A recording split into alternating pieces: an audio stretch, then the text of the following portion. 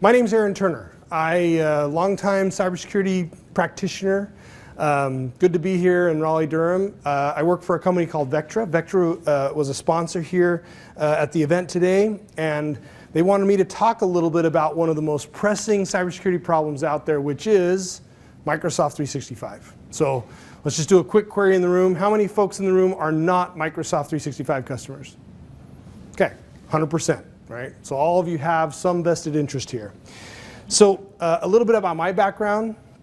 I've been doing cybersecurity for 30 years. I've seen about everything there is. My lucky break happened when I was a young kid in the late 90s, and I got invited to join a team that got to put together the first version of Active Directory. So I joined Microsoft, and our sole goal was to put Novell out of business. So mission accomplished? Okay, sure. Now, the other thing that I did when I was at Microsoft is I helped build the first version of, at the time it was called Hosted Exchange. Now it's called Exchange Online. So we took Exchange 2000 and put it into an application service provider model. Remember the good old ASP acronym? And so I've got some heritage in this Microsoft space when it comes to managing the Microsoft cloud stuff. But I've done other things too. I've played on both sides of the cyber conflict. When I left Microsoft in 2006, joined a US government research facility where we developed cyber weapons. And then in 2010, just became sort of a mercenary, doing things that I found interesting. In April of 2020 was when I founded a company called Syrix. Syrix was the first infrastructure as code vulnerability scanner that was certified by Microsoft to scan the Microsoft cloud. So think about all of that stuff that's out there that you've put all those users, all of those mailboxes. I built a scanner that would go out and look for vulnerabilities there. And in January of this year, Vectra bought my company, and now I'm part of Vectra, and we're called Vectra Protect. The thing that we're trying to solve for is complexity. So let's first take a look at the numbers. Where are we at relative to incidents when it comes to Microsoft 365 users? So this data is from 120 different enterprises over the course of 18 months. Take a look at 56% of these organizations had a high-risk exchange protocol abuse scenario go down, meaning this is where someone was using IMAP or POP to bypass the multi-factor authentication controls in your conditional access policies.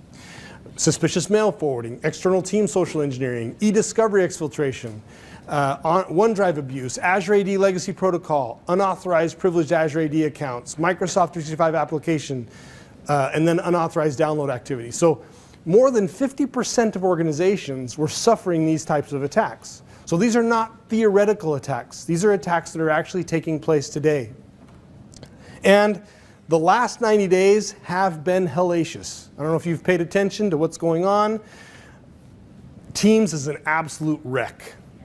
I don't know who at Microsoft signed off allowing this Electron app to be delivered, but it is awful. So you've got the Black Hat cross-site scripting vulnerability that was disclosed on Teams. You've got another one that was disclosed just yesterday around a GIF, animated GIF vulnerability where you could create a reverse shell from Teams. And our team has a vulnerability that we're going to announce on Tuesday. So we're working with Microsoft on that, and it's even worse. And the bottom line is this Teams Electron application, which is the app that is used on Windows, Mac, and Linux. So not the applications that are running on iOS and Android. Oddly enough, the Teams mobile apps are pretty solid, but the desktop app is just cratered with problems. And so you have to start thinking about this from a threat modeling perspective. You've now installed this piece of software that is probably one of the worst applications I've ever seen released from the Microsoft banner, which is something to say because I was at Microsoft when they released Microsoft Bob. Okay, so if it's worse than Bob, it's pretty bad. So if you've got this application that is running, that you're supposedly running all of your collaboration through, so all of your critical communications and sharing documents and that sort of thing, and that application is connected to the backend Graph API, which is where all of your email is stored and all of your OneDrive stuff happens. This is a recipe for disaster. This is like taking a whole bunch of gasoline and setting a box of matches next to it and going, nothing bad could happen here. And so we've got to do something about this. And so this is where we're going to have to start taking a look. So first, let's take a step back in history and see sort of some of the bad things that has happened. So we've seen the Russians weaponize these Microsoft 365 attacks dating back to 2020. We've seen the Chinese weaponizing these attacks since 2021. And in February of this year, an Exchange Online vulnerability was exploited to interrupt the delivery of ammunition and weapons into Ukraine. So, these are actually attacks that are interrupting war, the cause of war. And from a trending perspective, what started out as a couple of dozen impacted organizations back in March of 2020 with the Dark Halo attack, Microsoft has admitted over 200,000 organizations now have been compromised using these attacks. So it's a problem, it's out there, it's something that we've got to make sure that our IT operations partners who technically own Microsoft 365. So if we're security practitioners, it's the CIO folks who need to make sure that they understand that we've got to invest to make changes here. So let's take a look at the root cause analysis of why does this happen. So every time that you enable a user in the Microsoft Cloud, even at the E3 licensing level, you're looking at over 7,500 settings per user. So even a small business with 100 users, 100 times 7,000, that's 700,000 settings that you're technically responsible for. Now, not all of those are security related. Some of them are only are related to things like, do you want to allow dark mode on OneNote on your iPad?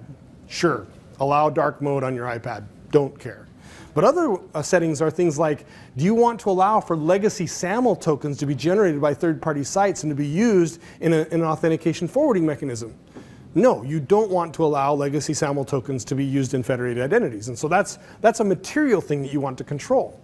So if you think about, you've got these thousands of settings, Microsoft is changing them at times without telling you. And so they're not exactly, in this shared responsibility model that is cloud security. Sometimes Microsoft makes a change and they don't tell you about it. And that can be material to your operations. And there is no centralized administration interface for all of this. So how many folks in the room have tried to configure the security settings inside of Microsoft 365? Okay. What was your interface to do that? Like, what did you find the most effective way to do it? Well, the reason why they're shaking their heads like this is because they're left with this. This is the PowerShell window of doom. Okay, it's good old-fashioned. I mean, this looks like something out of MS-DOS, right? This is just a good old terminal window. Now, in order to configure all of these settings, this is essentially what you're left with, because the portals where you go, the web portals where you're supposed to go, and they don't cover all of the settings. They cover a fraction of them. And so if you really want to dig down deep to get this done, you've got to become a PowerShell jockey. Well, as the result of this confusing and poorly documented setup, it really becomes a situation where most teams just don't have the skills, the resources, or the time to go and do this thoroughly.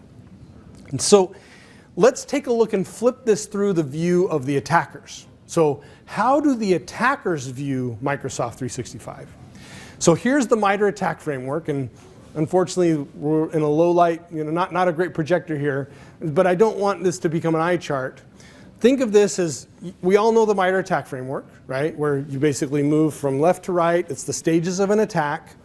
And each one of the red cells is an attack pattern that can be scripted by an attacker. So think of all of these red cells as an automatic attack framework that can be scripted using a single PowerShell connection. So this is a very efficient way for an attacker to view the Microsoft 365 platform. So if we think about what does this really mean from a back-end architecture perspective? So the Microsoft 365 platform is not a monolith. As with all things Microsoft, it's this jumble of stuff that's been put together over the last 10 years. And so you actually have, if you think about trying to really defend the Microsoft 365 environment, you've got the graph, you've got MSOL, you've got Exchange Online, Azure RM, Azure AD, MS Teams, and SharePoint Online. And SharePoint Online is what controls OneDrive. So all of OneDrive policies are controlled through the SharePoint Online PowerShell module. So these are your 1, 2, 3, 4, 5, 6, 7 interfaces that you need to defend. And that means that you've got to harden those 7 different Graph API and PowerShell modules. Now, there are also dozens of other things that are involved. So has anyone ever tried to configure the Microsoft Teams stuff through PowerShell? Okay. Do you remember what you had to connect to first before it allowed you? Skype. You had to use the Skype PowerShell module before you could configure the Teams module. And so how many people knew that they were relying on Skype code to control their Microsoft Teams environment? You wouldn't know unless you tried to configure it. So it's hidden stuff like that where you create these dependencies that can be very problematic if you're trying to really defend yourself well here. So if we think about trying to prioritize where we're at, in the past, I would have said that Microsoft Exchange Online was the #1 place to start. And that was partly because of the market utilization. So many people had been using Exchange Online for email because of the massive migration that took place there. But what's interesting is, in my opinion now, I think Teams is actually more problematic. So Microsoft Teams, Microsoft claims that there's over 320 million monthly users of Teams. And there's probably only 100 and some odd million users of Exchange Online. So I think Teams is a much larger attack platform. So if you think of the way that bad guys think about things, think about market share. What's the thing that's being used by the most people? And right now, Teams is what's being used by the most people. And so that's the reason why I think we're seeing this real growth around the vulnerabilities that are being discovered and are being abused inside of Microsoft Teams. Now, I think OneDrive is #3. So, depending upon your organization, it might be Exchange Online #1, it might be Teams #1, but regardless, these are the 3, however it shakes out: Teams, Exchange, and OneDrive. And the reason why is because we've seen attack patterns now where a Microsoft Teams vulnerability is being used to implement a OneDrive ransomware attack that then goes and ransoms the Exchange mailbox at the same time. So think about vulnerability chaining through those services. And so it's really important that you think about how do you lock down these things in a meaningful way. So I'm going to provide some quick tips here about things that you can take home. Unfortunately, we've got a very short session, but I'm going to try to set a hook for how we can engage moving forward. So we're going to try to take best availability of our time we've got left. So Microsoft 365 hardening at a glance. #1 thing that we see being abused: if you are not monitoring to make sure that the multi-factor authentication is staying consistent on your Exchange Online admins, you are crazy. Because what ends up happening, we've seen time and time again, where the bad guys will go and run an opportunistic browser exploit. So they'll exploit a Chrome or a Firefox or an Edge vulnerability, and they'll sit there and lie in wait opportunistically. And they will then watch for a user context change. And that user context change is when someone elevates to go and do something against portal.azure.com or portal.exchange.com. And when that user context change is run, they then go and disable MFA for that account inside of that web session that's running against the portal. So in subsequent logins, the attacker can then use a non-bounded, non-MFA required login to go and do things like create forwarding rules, log into the e-discovery platform, do whatever they want to do to clone the information they want to suck it out of Exchange. So monitoring the posture of your Exchange MFA accounts, Exchange admin accounts, is super critical. #2, eliminate legacy protocols and make sure they don't come back. We are working with a large investment bank, tens of thousands of users, and they had a conditional access policy set to block the use of IMAP and POP. And that's good because IMAP and POP basically make it so you don't have to enter MFA credentials. You just need to use a simple username and password. Well, what had happened though is they had at some point in the past, an attacker had come in, created an additional conditional access policy, removed the CEO, CFO, and general counsel from the original conditional access policy that allowed them to use IMAP and POP against those individuals. So you actually see the attackers using conditional access to move people back and forth. So you want to make sure that your policies against legacy protocols are always well enforced. And then you want to monitor the daylights out of e-discovery. 9 out of 10 cases where we've seen significant information losses from Exchange over the last year have all been using e-discovery as the mechanism to exfiltrate.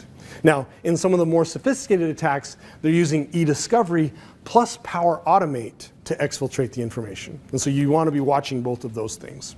Now, for OneDrive and SharePoint, again, deploy strong MFA for admins, make sure it stays the same. Oh, and that got copied and pasted the wrong way. There should be 3 different bullets there. Number 1, make sure that you're monitoring for the number of versions that are available on each OneDrive share. So for example, what you'll see in a ransomware attack involving OneDrive is the attackers will come in and go in through PowerShell, and they'll take the version number that basically counts how many versions are retained in OneDrive and knock it to 1. So basically it eliminates all of the previous versions, so you only have 1 version, and then they encrypt that version, and now you have to pay them to unlock that version. So you want to really watch for the versioning and how many versions are inside of that. Number 2, you want to make sure that you harden the daylights out of any endpoint that is connected to OneDrive. So for example, you can set policies that say that only managed endpoints can have a persistent copy of OneDrive files. And what that does is it now gives you the ability to look at hygiene of that endpoint before it gains access to the OneDrive share. So there's the 2. Sorry, the bullets got copied and pasted wrong. Now, for the time we've got left, we're going to try to cover the madness that is Teams. Teams is an extremely complex environment. You've got, number 1, it's cross-platform. If you install a Teams app in your iOS environment, for example, that Teams app will persist and move to your Windows environment. So it moves across platforms. It's an open architecture, as we spoke about. It uses Electron as the application on the endpoint. Think of it as this glorified web services environment. And then it also allows for the installation of external apps that sometimes are not properly vetted. And so this combination, I think, makes Teams especially ripe for the picking when it comes to compromising identities and exfiltrating information.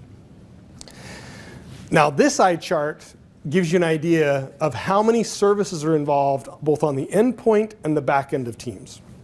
And this is available. This is Microsoft's drawing, right? This is their intent or attempt to make it simple to understand. So just to give you an idea, there's close to 25 boxes here.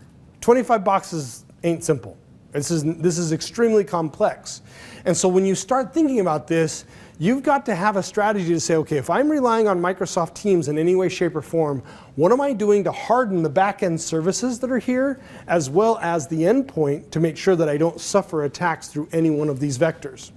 Now, when you think about where is the data, these are all of the different locations that data gets stored in a Teams interaction. So you've got everything from voice messages to recording to calendar meetings to contacts to telemetry. There's all this data that's sitting all over the place, and this becomes a governance problem. And so my strongest recommendation to security teams is you need to start red teaming your Teams environment and blue teaming it in a meaningful way. So purple teaming in Teams to make sure you understand, are we really tracking all the logs like we should? Are we really watching and hardening this thing? Because this is an extremely, and this next slide is a really good one. All of these data flows represent ways for attackers to go and try to manipulate Teams in a meaningful way. So the vulnerability that was disclosed yesterday was, I send you a Giphy, right? So an animated little image. Well, when that Giphy opens, it makes a call out to a URL, which then sideloads a shell script inside of the Teams app. And you didn't consent to that, but it did it because it's basically an uncontrolled web process.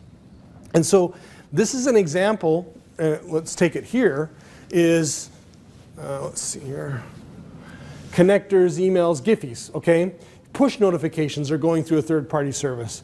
You've got other cloud storage opportunities where you can like connect to Box or Dropbox, URL previews that you could use for attacks. And so all of these represent attack surfaces that are not properly managed today in this environment. Apps and bots, and then direct connections to the Graph API. These are mechanisms by which you could go scroll through information that is gathered through the Graph API and either exfiltrate it out through Teams or use it to facilitate other phishing type attacks. One of the things that so Tuesday of next week is when we get to disclose our vulnerability. And one of the consequences of the vulnerability we discovered is that there's really easy ways to spoof high privileged individuals inside of Teams, where you could potentially run a very sophisticated phishing attack to have the head of IT say, hey, I really need you to shut this server off right now, or please do this thing, and no one would be able to tell the difference inside of Teams. So it'd be very easy to spoof a high privileged user because of some of the vulnerabilities in this platform. So, if we think about these problems inside of the Electron app, you've got Windows, Mac OS, and Linux situation problems. And I think these are just the tip of the iceberg. I would bet we see probably close to 100 additional vulnerabilities disclosed in the next 12 months because of the crappiness of this Electron framework. And for the time being, what we're strongly recommending is that people eliminate the use of Teams applications on Windows, Mac OS, and Linux, and instead use Teams within a managed Edge browser. When you use Teams in the managed browser, it doesn't have these problems. And so we're actually working with several defense contractors and DoD to migrate tens of thousands of users off of the Teams application now until Microsoft fixes this problem.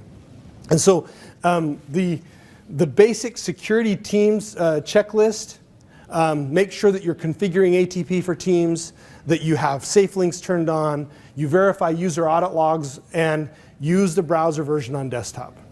So we've got just a few minutes left before I want to open it up for some Q&A. So what does all this mean? Like, I've just dumped on you potentially thousands of hours of work to go and do this.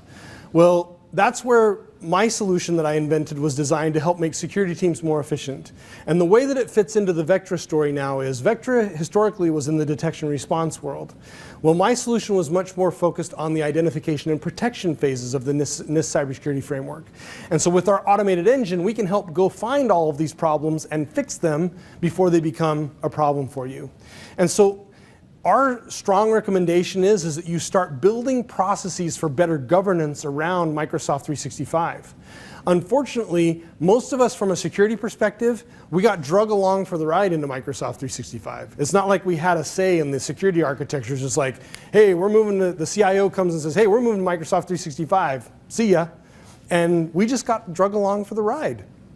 And so what we've done is we've put together a robotic process automation that runs through these 4 phases of privilege management, attack surface reduction, service hardening, and transitive trust management.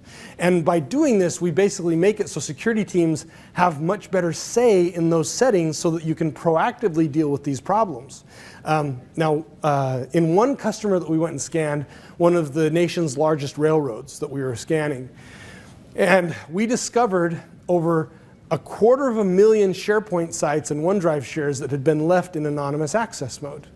And the reason why that happened was people were interacting through Teams, they shared a file through Teams, and when that happens, it inherits the permissions of the Teams meeting, which means that if anyone outside of the organization was in the Teams meeting, you now have an anonymous access SharePoint site. And so that's an example of transitive trust, where you're essentially trusting Teams to configure the SharePoint site for you, and you shouldn't be. And so our whole goal in developing this was to create some mechanism that would automatically go and help you clean up this mess. And so what we're doing now is we actually have a free offer. If you would like to scan your Azure Active Directory, we're now providing that for free. So here's the URL, vectra.ai/AzureAD-scan. Connect up there, and it will allow you to download a version of our scanner, which will give you the ability to go and scan. And it's our entire Azure AD scanner. It's not like we've crippled it.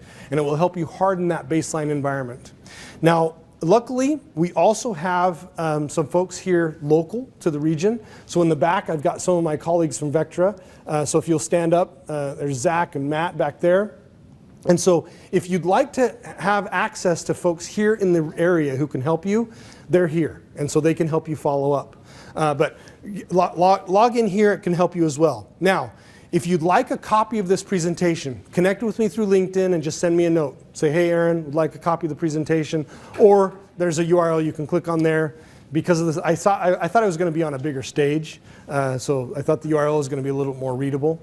But our whole goal is to help solve this problem through Azure Active Directory hardening so that we can help improve what is the state of Microsoft 365 security. So this is all the time I've got. And so if you've got any questions or follow-up, I'll just be hanging outside. Would love to talk to you more. Follow up through LinkedIn, follow up with the Vectra folks who are here. We've got a booth upstairs. We're giving away some AirPods. Get up there to do that. Thanks again for your time and attention.